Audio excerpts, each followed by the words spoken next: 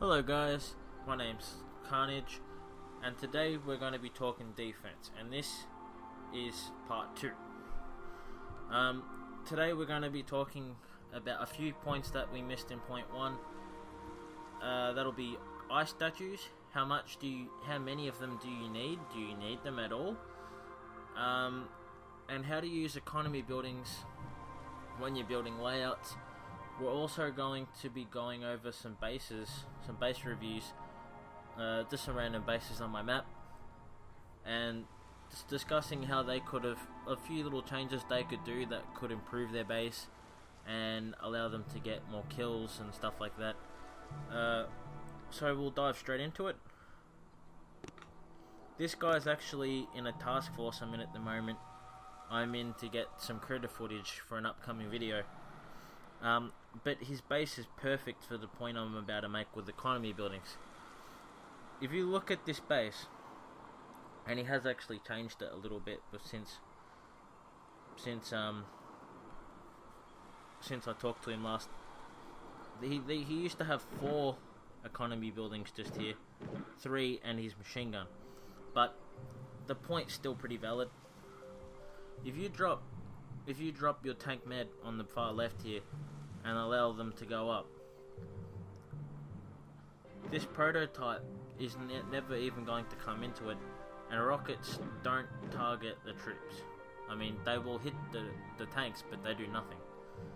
So if we look at how many kills, how many buildings we can destroy before we even get hit by anything that's a threat: 1, 2, 3, 4, 5, 6, 7, 8, 9, 10, 11. That's 11 buildings, 3 GBE per building. That's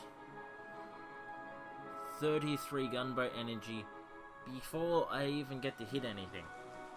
Now if you look at his layout, he's got stuff touching each other, which is a massive no-no. When you build a layout, you never want buildings touching, because if you drop an artillery there, I can now get all 3 hit with 1 artillery shot. The only time buildings or defenses touching each other you can get away with that is if you have a heap of ice statues and you have like double building health.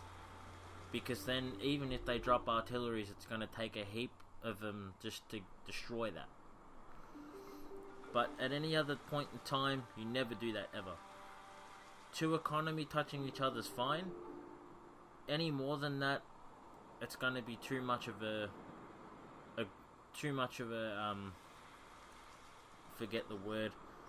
Too much of an attraction for them to actually do that. So you don't ever want to do it. Use the buildings differently and stuff like that. I mean, if you look at my layout, I have a corner layout like him. I mean, I'm higher level, so I have more buildings to work with, but the principle's still the same. I use my economy around the sides, the smaller stuff where I can get away with. A few of the bigger ones I put in like a corner here. Not too much, because you want your buildings to have range. So when they start to destroying stuff, you can get hits in. Also, you want stuff to be a threat. So I have some sniper towers lined up here. Mine isn't the best defended, but if you have a boom cannon there or something, you can get more kills. I'll show you my beachfront layout. Just remove that tree. The prototype hasn't been saved, but you look at... That'll do for now. If you look at my economy, I've got mine around the back for this one. At no point in time could a critter box actually do a whole lot of good. I mean, it will distract a few defenses, but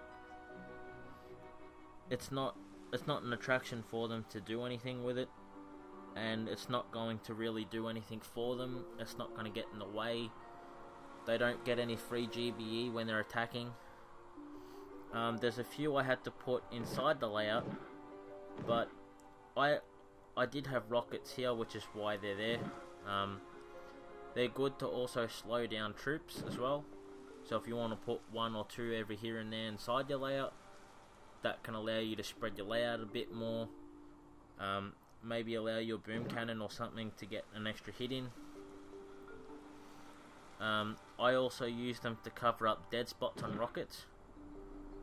So if I was to put a rocket, say back here for example, I could put one here, or even a square further than that. Now that covers the dead spot, and I'm going to have troops outside it for longer. So that's a thing. So let's jump into ice statues. Ice statues, for a good layout, I mean, if you want to defend just most people, 3 to 4 boosted up will do it for you.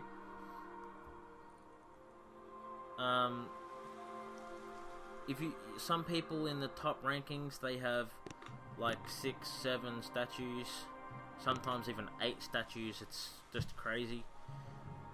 I'll show you their base while I'm talking about it. They usually use shield generators, so when they have 7 boosted up, their other buildings sort of compensate for that, and they don't need like a shock blaster and a doom cannon or anything like this.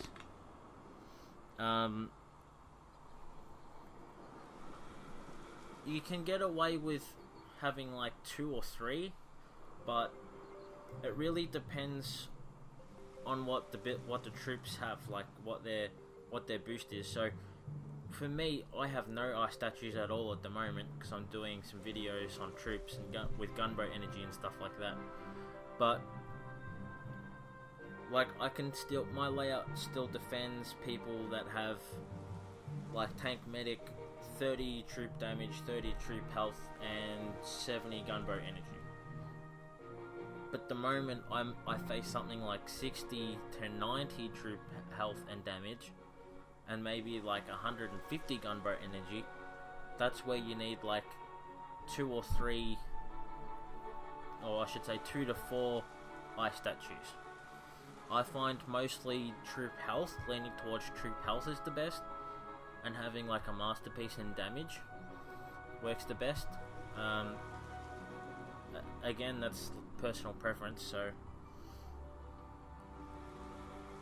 you don't need 7, but if you want to have like a crazy ice base, you know, you can do that.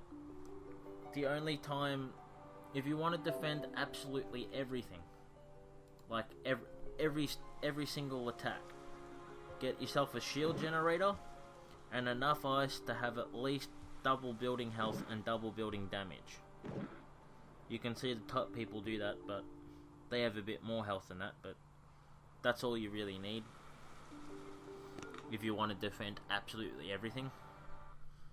So let's jump into some base reviews quickly. Do I actually have anyone on my map? Yeah, this guy will do. Okay, so let's look at his base. He's got some ice statues hidden in the back there. Let's look at his ice. Alright, so he has really good ice statues. He has a shock launcher behind his thing here, which I would say is for warrior purposes. His shock blaster's in the back here.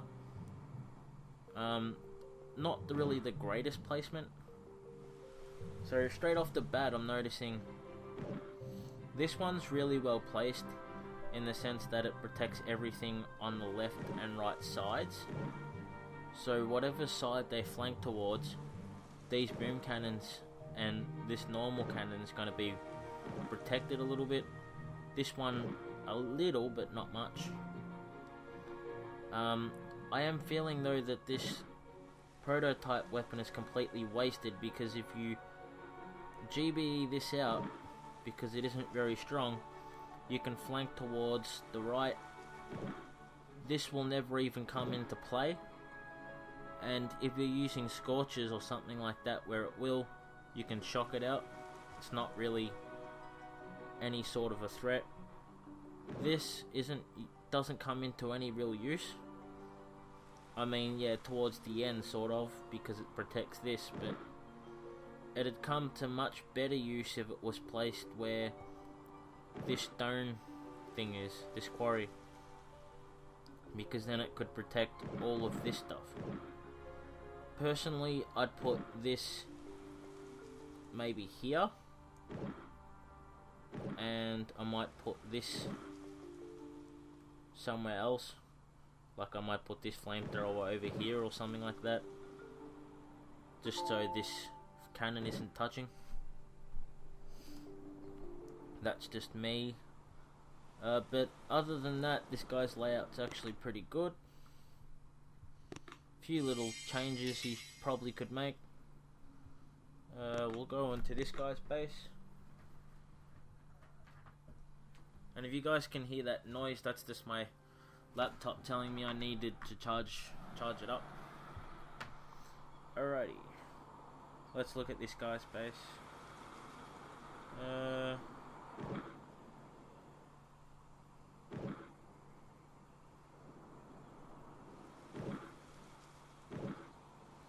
Where's the other guy's? Oh, here it is. Okay, so straight off the bat, I'm noticing this guy has a really good layout. You can see his economy's sort of like mine, it's well protected. He's implemented it really well into his layout. This shock blaster really is here to protect the front lines, which cannons are really great for. You've also got your shock blaster, and that's like the shock launcher, but a lot better.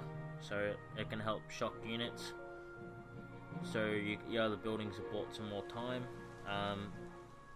and that sort of covers this, and this, depending on what angle you're going from.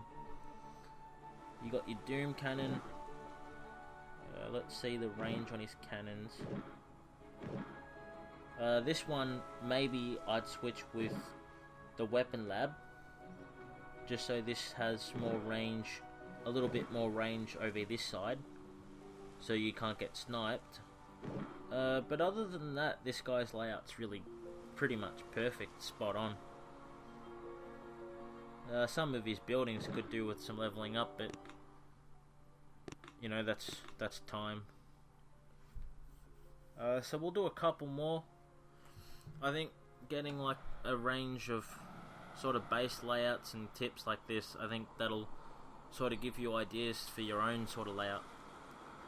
So this guy's made the same mistake as the guy in my task force. Look at all this free gunboat energy he's giving away. Let's look at how much ice he has. Not much ice. So this guy's base is pretty much going to get taken out before anything even happens. And the mines aren't placed in any way where it can be used. So I can put my warriors here. I mean, there is a slightest little bit of offset there, but to muck up my warriors, but a straight path there with no threat. Warriors can take that out, no problem. Tank med can take it out, no problem, because of all the free gunboat energy. Let's look at the layout. I see a bit of a problem for grenadiers here, being able to outrange and snipe the HQ.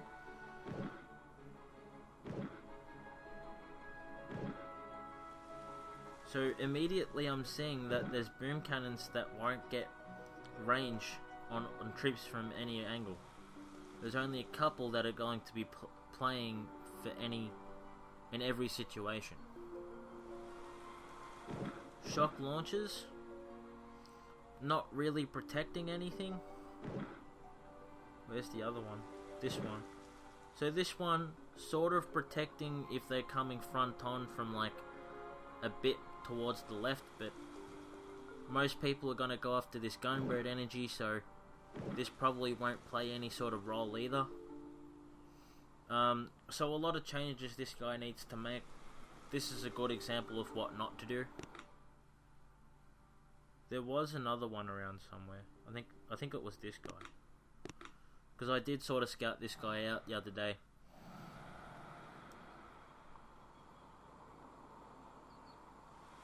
I think it was this guy. I'm not quite sure. I think he's changed his layout out a bit. Anyway, this guy, shock launcher, not playing a massive role there. 2 shock blasters. This is a good example of what not to do with prototypes. They're not at the front, so they're not easy to shock and just take it straight off the bat. Because if you put it like here, then you could just shock it and destroy it. But a problem this guy's done is he's put it really close to his other one. I can now take out both his prototypes and boom cannons with one shock bomb. So that's a really big problem. He is giving away a little bit of economy here, but he's got cannons in the way, so he's probably going to get shots and do a fair bit of damage to anyone who's going to actually go for that approach. The only problem I have is that if you've got a tank med user, over this side still pretty handy because everything's sort of out of range, so you still get like a couple buildings without even being targeted. And the mine placement, if you watch part 1 of this guide for defense, you'll see that I said never put the mines so close together like that because you can artillery. And in the main line that your warriors are going to take, which would be from this building to here, I mean, there's not really many mines to worry about. I can drop a critter box here and take out all of those mines straight away. So, slight issues. I don't even remember what these guys' bases are or what they look like, so we'll make this either the last one or second last one. So this guy's, as you can see, he's put a lot of his a lot of his economy over here. Not the best use, but we'll see. So these 3 boom cannons are all playing a role in the end fight, which is good. That boom cannon, maybe if it was moved like a fraction upwards, maybe like 1 square, that'd play a better role, but it's still pretty good placement. Yeah, not too badly placed. Bad prototype placement here though. If you remembered what I said in the last base review, 1 shock bomb here, the troops will take that out. So that won't even really get much of a chance in the fight.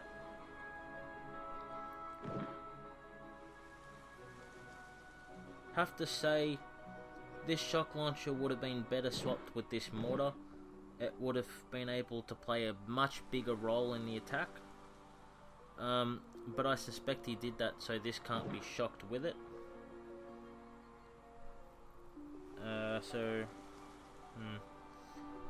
This could have been placed a little different, I think, or maybe moved it slightly out so it can't be both shocked in the same go. But pretty good layout though. Has a few problems, things that he could have improved on. We'll look at one more base layout and then we'll call it a day. Hopefully I've given you guys some tips, stuff to look out for and stuff not to do. I was thinking about doing a base build instead of base reviews, but you know, it is what it is. Alright, so we're back. Had to edit that part out. For some reason my internet connection got really slow all of a sudden. So let's have a look at this guy's base.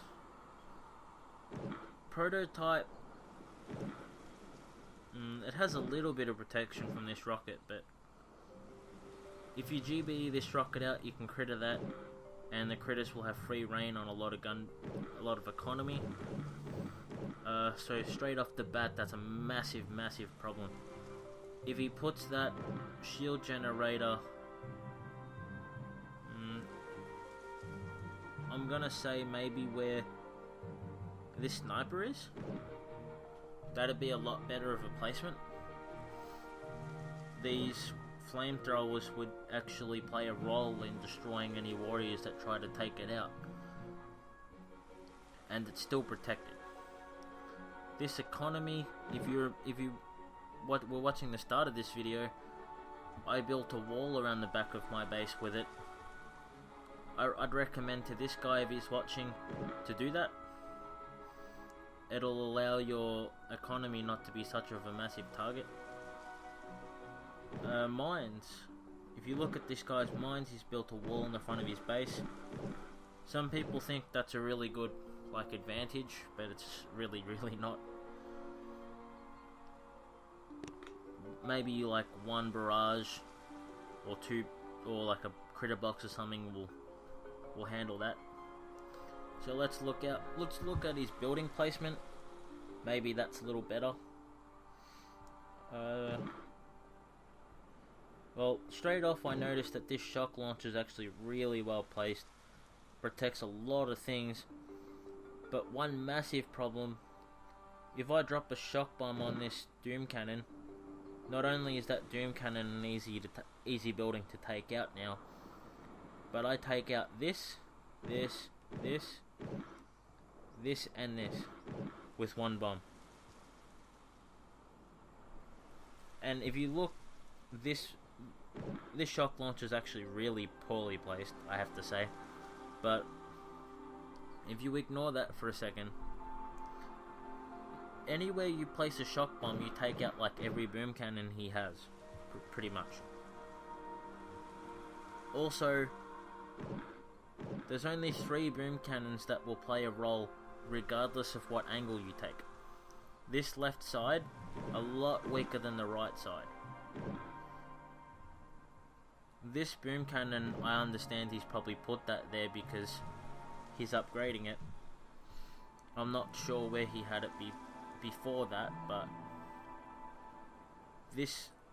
the layout seems to be a little broken. I don't know other way to say it other than just to say it. Another thing that not everyone's aware of, when you have a boom cannon like this one here, you see how it's a 1 square gap between the HQ and the boom cannon.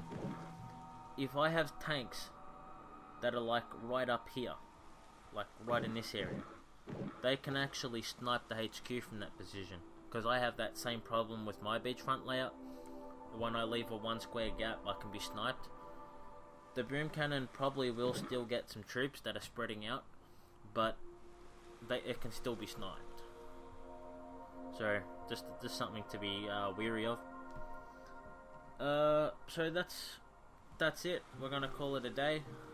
Hopefully this video's been of some help. If you liked the video, smack the thumbs up button. If you guys have any feedback, please drop it in the comment section below, and I'll see you guys in the next one.